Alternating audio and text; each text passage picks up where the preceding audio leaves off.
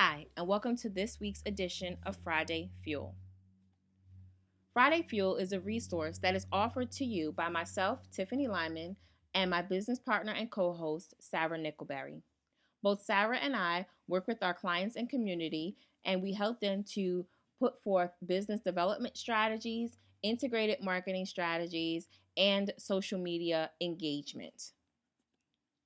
Our Friday Fuel segment is a way that we combine all of those services and help our clients and our community to learn about new tools, resources, training, and or trends that they can implement to drive their businesses forward. If you want to learn more about Friday Fuel, you can definitely check out our past episodes by going to www.fridayfuel.com. You can also engage with myself and Sarah and the rest of the members of our community by going to www.yourbusinessfuel.com and requesting access to join our private Facebook group. So let's get started with today's session.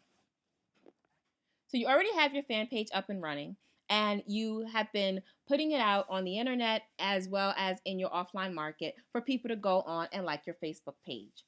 But once they've liked your Facebook page, now what? What is the next thing that you want them to do? That's a question that you have to start by asking yourself. What is it that you want? What do you want from the visitors that are coming to your Facebook page? What do you want them to do, to know, or how do you want them to engage once they've liked the page? What's the next step? The first thing to think about here is a good balance of the things that you can give to your market and the things that you might be able to get from your market. So I'm going to talk you through a couple of different examples of giving and getting from your market and ways you can do that right from Facebook. So giving to your market. We talk about this a lot, that when you add value to your market and add value to your community, you are helping to build up your know, like, and trust factor, which is very important when it comes to the buying stage of your business. So giving to them, adding value to them. Some things that you can do is you can sell products, and there are ways that you can actually sell products directly from your Facebook page. We're not talking about posts now. We're going to be talking strictly about Facebook apps. You can provide coupons, promotions, and specials through these Facebook apps. And I'm going to show you exactly what these apps look like in just a moment. You can give your visitors a free download, something that they can access either only through the Facebook app, or maybe they can also access it directly from your website. Access to other information and feeds. I'm pretty sure that you not only have a Facebook fan page, but you probably have an online presence somewhere else, whether it's just a website and Twitter, Pinterest, Instagram, etc. You could actually bring the presence, the things from the information from those platforms directly into Facebook so that your visitors can engage with you in both places without having to leave Facebook. You can give them the opportunity to provide you with some input. They can vote for things, respond to surveys, answer polls, or even send you pictures of them using your product. They can do this all right from Facebook.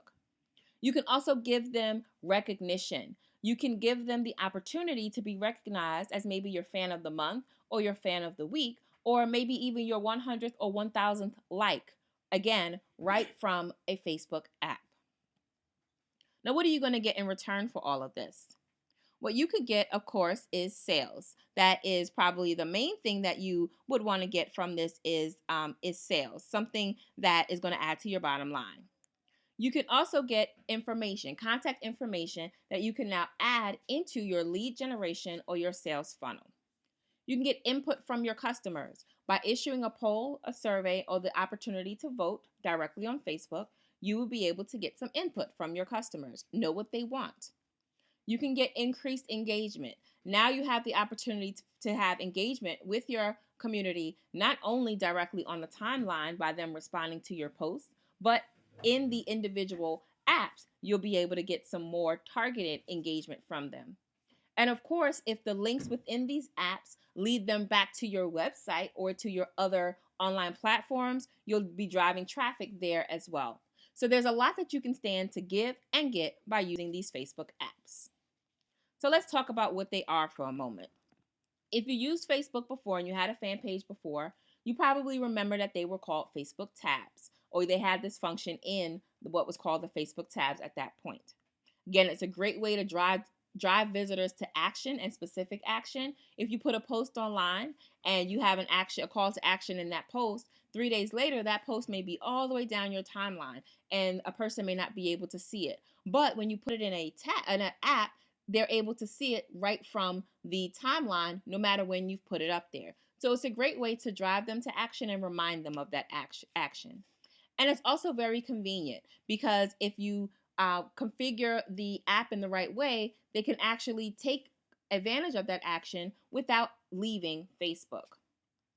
So on this next slide, what you'll see here are two examples of companies that are using these Facebook apps. One is Target and one is Coca-Cola. Looking at the Target one, you'll see that they have 4 apps on the top line. Then there's a number 2 next to the last one.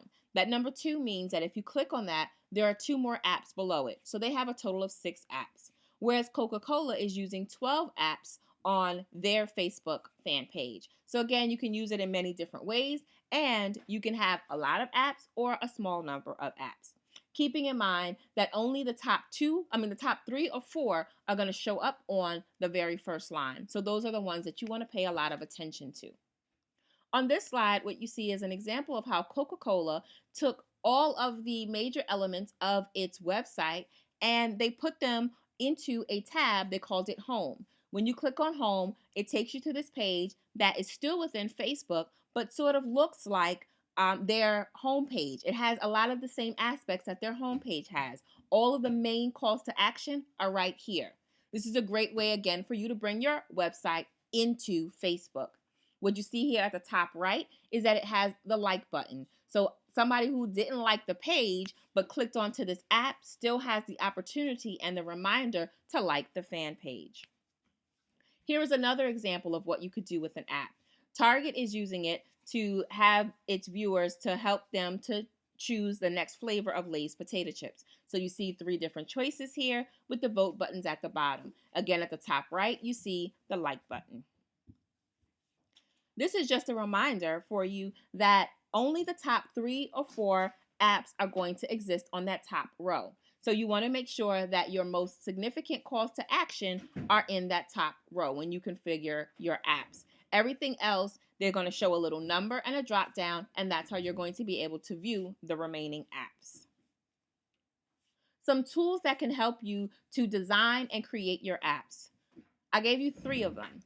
The first 2, ShortStack and Heyo, are third-party applications. These come with templates and some drag and drop features to help you to very easily put together a Facebook app and integrate it in your page. If you don't want to use a third-party application, you can actually use Facebook, and you can go through Facebook through their developers application or their developers portion of their site, and you can create your own app, or you can access some of the apps that are already built into Facebook. So there are many tools out there that you can use, some directly within Facebook, as well as some third-party applications that can help you get started with utilizing this function. Some points to remember. Before you get started, know what you want to get and or give from your market. Make sure that you're using attractive image thumbnails. For every app that you create, you can put a thumbnail next to it, and you want to make sure that it's something that's going to capture your audience. Use compelling calls to action. Let people know why they want to click on that thumbnail and why they want to go and see what's in that app. Pay a lot of attention to what's on that first line of apps, because that may be all that they see if they never click on the drop down. Make sure to keep it relevant and timely. If you have an event that you want to highlight, you may have that on the top row. Once that event is over, make sure to replace that app with something else that's more relevant and more timely. And then finally, spot check to make sure that all of your apps are always functional. We know that Facebook makes a lot of changes, and what you want to do is make sure that none of the changes that were made within Facebook or within your third-party application is compromising the way that your app is functioning. So as with all of our other sessions, we will be continuing this conversation all of next week in our Facebook group. So you can visit us in the Facebook group and continue the conversation by visiting us at www.yourbusinessfuel.com. Or you can submit your questions to us at fuel@pearlsinpursuit.com or directly on Twitter using the hashtag BizFuel. So until our next edition, we encourage you to stay fueled, to stay engaged, and to stay in motion.